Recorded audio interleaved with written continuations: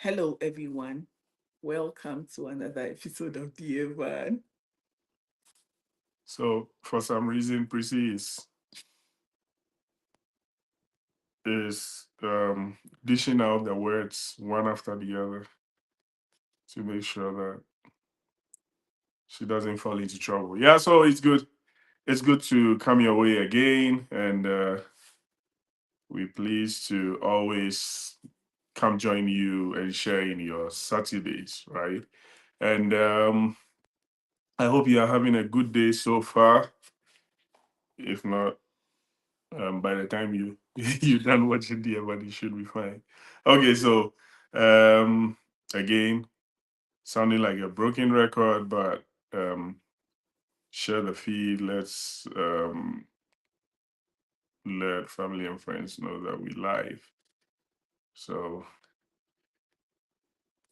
okay. Now we've been speaking about emotional intelligence, right, for some time. So we try to break it down and see if you made the components or the various facets of emotional intelligence, and it's been good so far. Now today, something just crossed my mind, and I think we could look at that. I think generally, as I've seen in this short life so far, it looks like people take delight in taking advantage of people. You get what I mean? Generally, people always look for ways to take advantage to find the easiest path out of any situation or any human being, right? So they try to see, okay, how fast can I get this across without maybe falling into trouble? So the discussion for today is it actually, can you be too emotionally intelligent? You get what I mean? So if you have someone who is really considerate and is self-aware and would not burst out, is self-regulated and so on and so forth, can you have a situation when it is too much, right? So that people, if you know you have a spouse who you know will not think through anything and will burst out, chances are that you will not misbehave when you are um with that spouse, right? You get what I mean? So Prissy, what do you think? Can someone get too emotionally intelligent and is always trying to um do things right, and because of that the spouse will take advantage of him or her? Um, I think yeah, it happens, and so people take other people's leniency like for their weakness, right? Correct. Yeah. Yeah. So let's say for instance, even with kids, Mm-hmm. if they do something wrong and you always threaten them that if you do this wrong thing, I'll do this, and then you don't do it, Yeah. and you keep on threatening them and you don't do it, it gets to a point where they don't take your Word for it. words Yeah. seriously. Right. So that's how it is also in a relationship. So once I know that I can go and do anything, I can just misbehave and Yeah. my spouse will overlook it, Yeah. then yeah, because it's like I know him or her. That's Yeah. how she is. And there's Exactly. nothing he or she can do. And so people take advantage of that situation. And again, sometimes it's not necessarily something that a spouse would deliberately do, right? But I think it's just human nature. I mean, that people would always watch their shoulders behind them. If there is no danger, then they'll go ahead and do whatever they want to do, right? And these could be very subtle stuff. it's not necessarily all the bad things you can think about that spouses can be involved in. It could be the very subtle stuff, right? And so, hey, Stephen, good to have you. So when you join us, shoot a hello, shoot a hi, let's know you're here, as usual. So sometimes, okay, certain and I hate using this expression, right? But certain spouses behave well because, in quotes, they know who they are married to. You get what I mean? You know, if you have a no nonsense spouse, there are things that will not even cross your mind, right? It could mean that you are not necessarily free to express yourself as you would want to in your marriage. But it looks like sometimes that rather works, right? Because the other spouse knows that, hey, you can't go to this your husband or your wife with that nonsense, right? And even if you have whoever right in front of him, he will react, he would scream at you, blah blah blah, or he will react. He'll just, he can't necessarily hold himself, and he wouldn't be like trying to empathize with you or put himself in a situation. I mean, whatever he's thinking is how he would react. And so um I think that sometimes such people are seen as crazy, right? Like a crazy spouse, but sometimes it gets the job done, right? Yeah. So this even reminds me Yeah. of, usually when you have women or young ladies who are really troublesome and you ask them to sit at one place they want, and Okay. usually they advise their parents not to make them marry their age mates because Okay. they'll have issues in their marriage. So such people, Okay. they make them, I don't know if they make them, but usually when they are with older, matured men who Okay. can control them, that is when they become homely. Because like the yeah. men that can be like hard and Yeah. matured and can, because usually with their mates, they see Mhm. their mates as age mates, so Right. you can't control me and what. Yeah. So for such people, I think that they do better with people like close to their father's age or even half. Yeah, But they are able to stay, and because that is when they feel that okay, this is an adult or a grown up person or an but older person, so I have to give that person the respect. but the husband should not necessarily be the extension of a father, Yeah, I of someone's understand. father, right? I understand, but So if it works. It works. if your for father them did too. not raise you well, is it your husband that should be raising you? Yeah, I but I mean, think that sometimes those dynamics works for okay. such people because they are able to look up to their husbands like A okay, fatherly figure. sort of. Oh, why would you marry anyway? Yeah, Yeah, I get it. it's It's your life. preference. Yeah. Yeah, dynamic, different dynamics and all. Maybe later we'll find time to discuss that, whether that even is.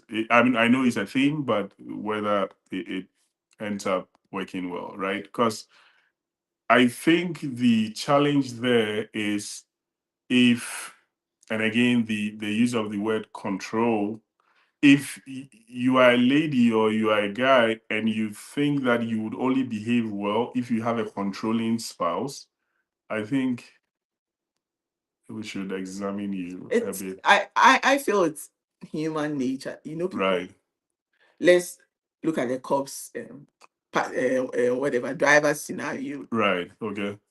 If you know there's a cops, like sometimes you are driving and then you are told that There are cops around. there are cops around. Yeah, You start driving, you start watching sensibly. you start watching your speedometer, Yeah, and then yeah, you drive within the speed limit. right. So it also applies to marriage. Okay, So when you know that my spouse is easygoing and doesn't mind and all okay, that, and you also live a carefree life. okay. Yeah. So it's more like the Cop driver situation. situation. Okay, Yeah. okay.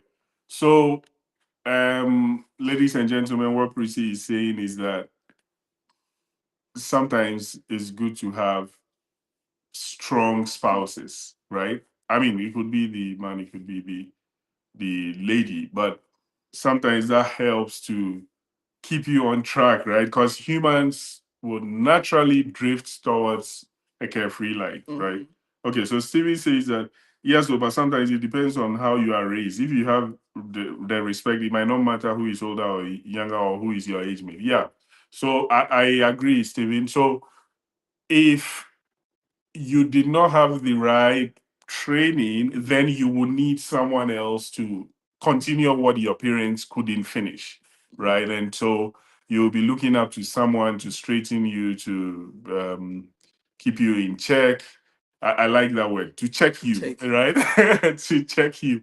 So, but and so in that context, it would mean that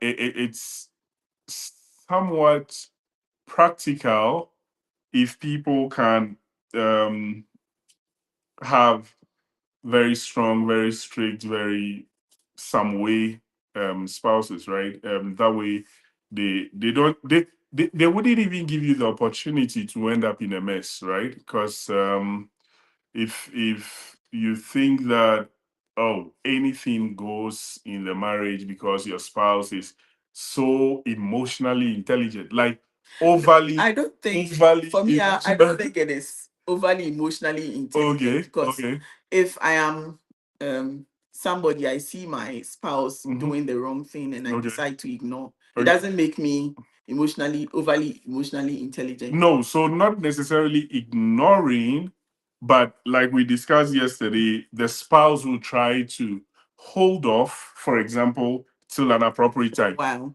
Exactly. Now, if we compare that to someone who will immediately lash out at you, the feeling is different, right? Like the. I think that if the Mhm, person would talk about it mhm, later, mhm. it still makes sense. But there are some that don't care. They will never talk Oh about it. yes, They those don't ones have are. any issue with anything. Right. Those ones are not in the brackets of being overly emotional Okay. intelligent. So I was thinking that was because those No, are the people that we just people take ignore. advantage, their spouses Correct. take advantage of, and not even those who would even come once a while, say something. Right. So those who would once a while say something like in the right context, and would overly think, overly put themselves in your shoes, right?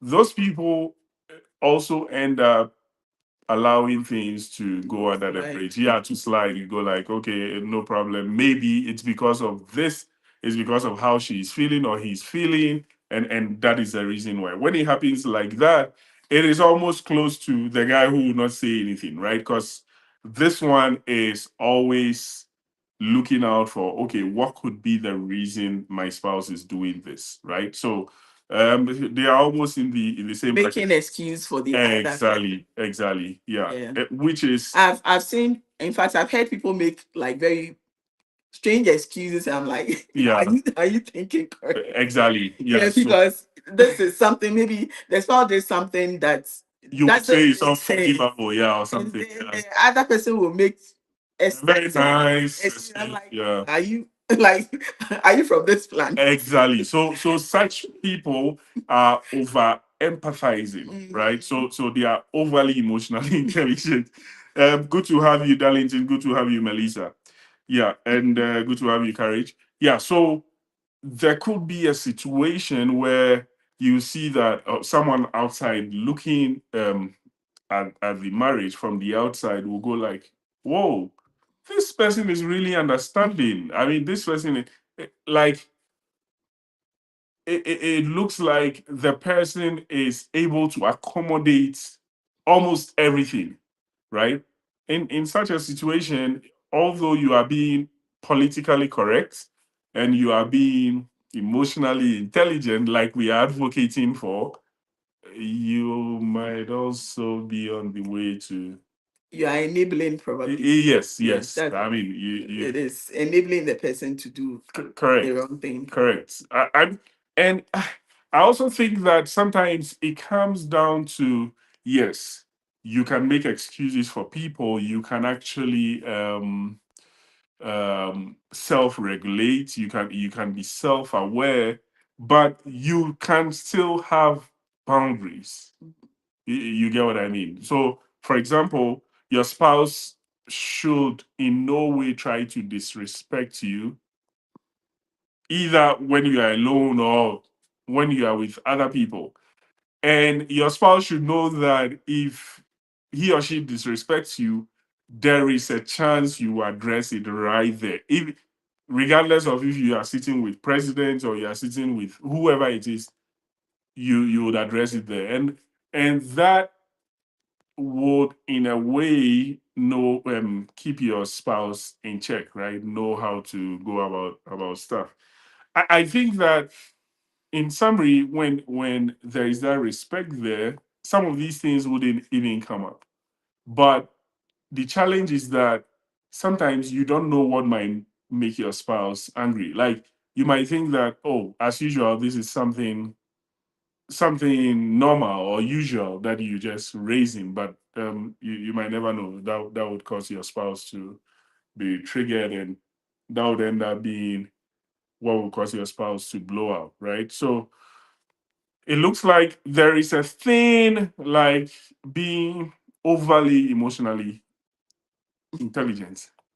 It sounds weird, right? But there could be a thing like Too that. much of everything is bad. Yeah, I agree. I agree. So It should be well balanced. very well balanced. So um the- you might not necessarily go by the letter of all that and say that, hey, because I am A, I am B, I am C, which is required to be emotionally intelligent. Because of that, I would allow things to get out of hands, right? So yeah, it could, because I you would hear people say that, hey, as for this guy, he's no nonsense. So all they are saying might be, this guy does not care about any principle of emotional intelligence or anything. He'll give it to you, or she'll give it to you just as it is, right?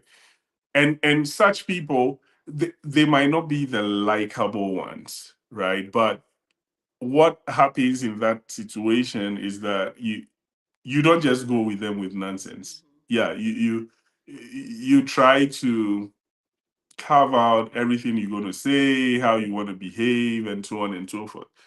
In the marriage context, sometimes that feels a bit boxy, right? It feels like, okay, you are in a box, you can't really express yourself. But it looks like sometimes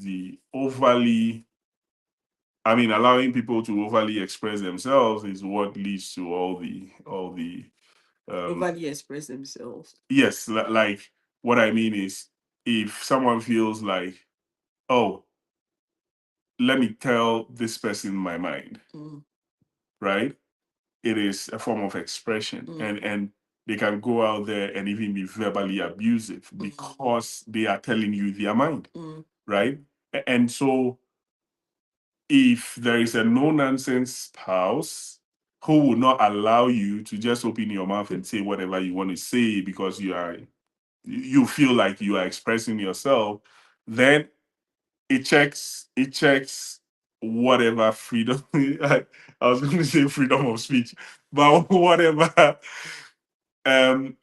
sense of, hey, carefree life your spouse wants to throw out there, right? So again, I think mhm, aside expressing yourself, yeah, sometimes too it has to do with maybe things that belong to the family, like okay, explain the that. way you use your.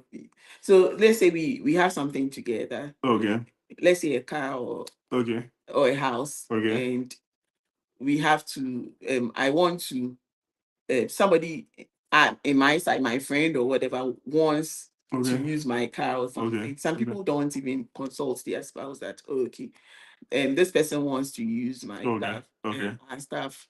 Are okay, you in agreement? They will not ask, and then they decide on their own. Oh, you can have it. okay, Then and then maybe the man doesn't say anything. Right. The next time it goes to something else. Next Maybe time the it will man be another starts. valuable Oh, yeah. property. Exactly. Yeah, and you can just be giving them out. I Yeah. think it's also another form of not. It's not an expression thing, but not taking advantage of. Yeah, such Yeah. situations, and Even though you yeah, are not the one using it, yeah, but you should consult with your partner first, yeah. whether the man or the woman, before you decide to give out a joint something out. And that's what I was pointing to when I said that yes, you can be emotionally intelligent, but there should be boundaries, right? There should be things that uh a no, and don't expect your spouse to, oh, because this person is really cultured, is emotionally intelligent, will not say anything. Sometimes what you are actually doing is you are stretching your spouse. And I always link this to the lesson I learned in physics back in the secondary school. There is something called yield point. So if you have an elastic material and you keep stretching it, Remember your physics. yeah, I remember my physics, yeah, and you keep stretching it, when it crosses that yield point, it will lose its elasticity. You get it? So you keep stretching, and your spouse, okay, I'm emotionally intelligent, no problem. You keep stretching, I'm emotionally intelligent. One time you hear pa, then that's It the was snap. I yeah, want to say that yeah. everybody has some amount of um Tolerance or not something. not even tolerance, some amount of mental Oh instability. yeah, right. If So you it will trigger take the something to person, trigger it. yeah, So yeah, when you are doing things, yeah, you have to be careful. exactly.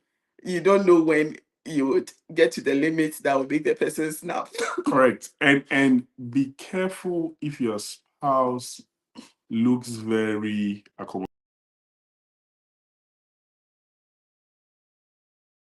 You you need to be careful if your spouse looks or feels very accommodating, because sometimes when those ones snap, it is really, really dangerous, right? So try your best to not take advantage. I mean, there's always a tendency to take advantage of people who look like, okay, they calm, they cool, they sometimes their calmness actually means that yes, because they it might be emotional intelligence, it might not, right? But it might mean they are just processing it, trying to empathize, trying to think through, trying to self-regulate, trying to be self-aware of the environment and all. That could be why they are silent, right? Or quiet about stuff. But don't take it for granted, because you keep going. Maybe all you are doing is, as you stretch them, they keep losing the love they have for you. You stretch. After the yield point, that's the end. Nothing can actually bring them back. Just as something, an elastic material that has lost its elasticity. I don't know if currently there is a way to make it regain its elasticity, but it's very likely that you can't do anything to it again. It's gone. It's gone forever, right? So, especially if you have a spouse who looks like, okay, everything you do, they're taking it in, they are cool, they are relaxed, they are, be very careful. It might mean that they are so emotionally intelligent, they don't want to blow out on you, they don't want to lose it on you, blah blah blah. But the moment they go beyond their yield point, if you don't remember anything at all, remember, if they go beyond their yield point, that's the end. I mean, you might lose something so beautiful that you had because you kept taking advantage of that. Yeah. So you you should be grateful if you have a spouse that doesn't react. I mean, there are some of the things when I hear, I am surprised that people don't react. But it means that those people have maybe a higher emotional intelligence Higher than I level. am. Yeah, exactly. They have a super high level of emotional intelligence. Because I go like this, if it is me, oh no, it wouldn't even happen, right? If God blesses you with such a spouse, thank God and be grateful for it and enjoy that blessing, because some of us who sit here to talk about marriage, give my relationship, give advice and all, I don't even think that would have that bandwidth to take such rubbish, right? So yeah, if you are blessed with such a person, don't abuse it. Don't abuse it, because like we mentioned, humans have the tendency to easily abuse such opportunities, right? Yeah, so don't. You should be grateful for it. You should try hard not to get that person um to a point where the person cannot regain its original state again. So Steven says that when a material is stretched beyond its elastic limit, it loses its elasticity. Lesson learned. Yeah. Okay. So Prissy, you have something in this regard? I wanted to even look at Mhm. practical examples Right. of things people do Right. that can make their spouses. I can think of one easily. So let's say that you have one spouse, okay, who is a lot into going out, never stays at home, drinking, partying with friends, blah blah blah, and say you have children and you never take care of anything at home, whether a man or a woman, right? And you keep doing that, it looks like your partner is still holding on to it, trying to make things work, right? It's not going out there. There are some spouses that if you go home late or something, you will face the Sahindran, right? You go like, yeah, like you really face it. I mean, where have you been? Blah blah blah blah blah blah. When it happens that way, they know that, okay, because of that they wouldn't mess up, right? They will keep going home early, or like a man will say that, hey, I'm in trouble because I didn't go home early, or a woman will say, hey, I'm in trouble because I didn't go home early, right? There are people who will face you squarely. There are also people who would just take it easy, mention it once or twice, still go about life as if nothing happened, and they'll keep going, keep going, keep going. When they go beyond the limits, there is nothing you can do to stop them. They'll just walk out of the relationship or walk out of the marriage. And the unfortunate part is it is at that point that people regain their consciousness, or they come to their senses and see that, oh no, I messed this up. You get it? And if again it's gone beyond a point where the person feels like, hey, there's nothing you can do, what happens is that you'll forever live in regrets, right? And say that if you had been a bit sensible, you wouldn't have stretched that person to their limit. They were really trying to be considerate, to put themselves in your shoes and think about, okay, what could be the reason the person is doing this, but you keep doing, and then yeah.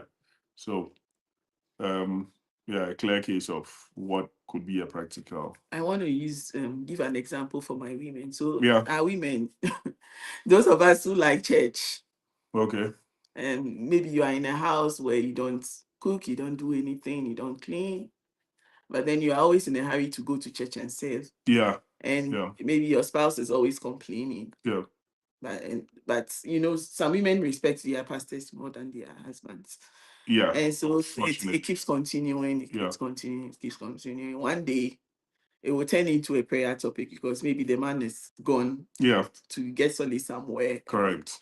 you now start going for all night and all they start seeing To prophet. correct something you could You have corrected. cost, yes. So Exactly. if you have a spouse, he complains that you don't have time at home because of I'm not saying going to church is bad, Yeah, but right. I think it is important. Your priority is your marriage, Yeah, then church. right. Yeah, so for our women, I know it happens a lot. Yeah, so for our women, please take care of your homes first And and listen yeah, to your husbands. Unless maybe your husband is an unbeliever that says don't serve serve God. God at all. Yeah, But maybe you are spending too much time with church and you've ignored everything home. So yeah.